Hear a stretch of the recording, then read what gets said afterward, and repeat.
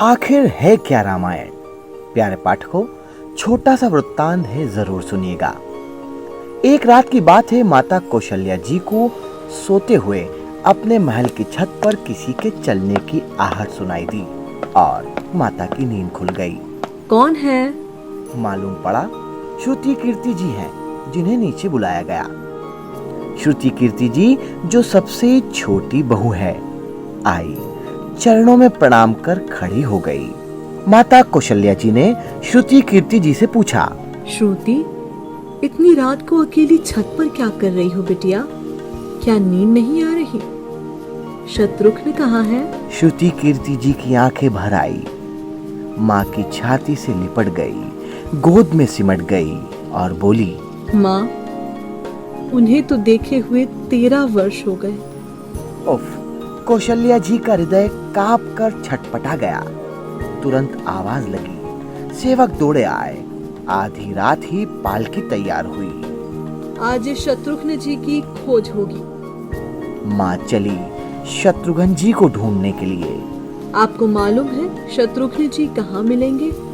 अयोध्या जी के जिस दरवाजे के बाहर भरत जी नंदीग्राम में तपस्वी होकर रहते हैं, उसी दरवाजे के भीतर एक पत्थर की शिला है। उसी शिला पर अपनी बाह का तकिया बनाकर लेटे मिलेंगे। माँ सिरहाने बैठ गई, बालों में हाथ फिराया तो शत्रुघ्न जी ने आंखें खोली। माँ! शत्रुघ्न जी उठे, चरणों में गिरे। माँ, आपने कष्ट क्यों किया? मुझे बुलवा लिया होता। शत्रुघ्न यहाँ क्यों? शत्रुघ्न जी की रुलाई फूट पड़ी। बोले, माँ, भैया राम जी पिताजी की आज्ञा से वन चले गए। भैया लक्ष्मण जी उनके पीछे चले गए। भैया भरत जी भी नंदीग्राम में हैं। क्या ये महल, ये रथ, ये राजसी वस्त्र विधाता ने मेरे लिए बनाए हैं? माता कौशल्या जी निरुत्तर हो गई। देखो, क्या है राम कथा? ये भोग की नहीं, त्याग की कथा है। जहां त्याग की प्रतियोगिता चल रही है और सभी प्रथम हैं, कोई पीछे नहीं रहा। चारों भाइयों का प्रेम और त्याग एक दूसरे के प्रति अद्भुत, अभिनव और अलौकिक है। रामायण जीवन जीने की सबसे उत्तम शिक्षा देती है।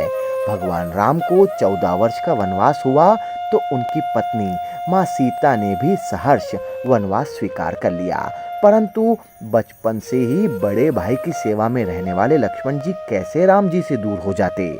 माता सुमित्रा से तो उन्होंने आज्ञा ले ली थी वन जाने की, परंतु जब पत्नी उर्मिला की कक्ष की ओर बढ़ रहे थे तो सोच रहे थे कि माँ ने तो आज्ञा दे दी, परंतु उर्मिला को कैसे समझाऊंगा, क्या कहूंगा?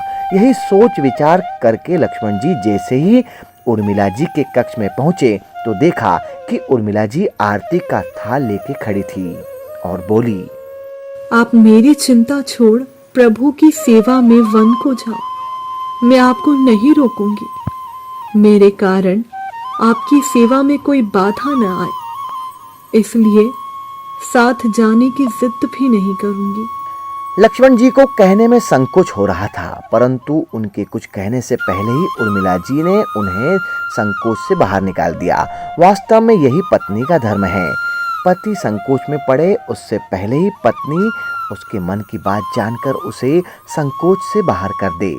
लक्ष्मण जी चले गए, परंतु 14 वर्ष तक उर्मिला ने एक तपस्विनी की भांति कठोर तप किया।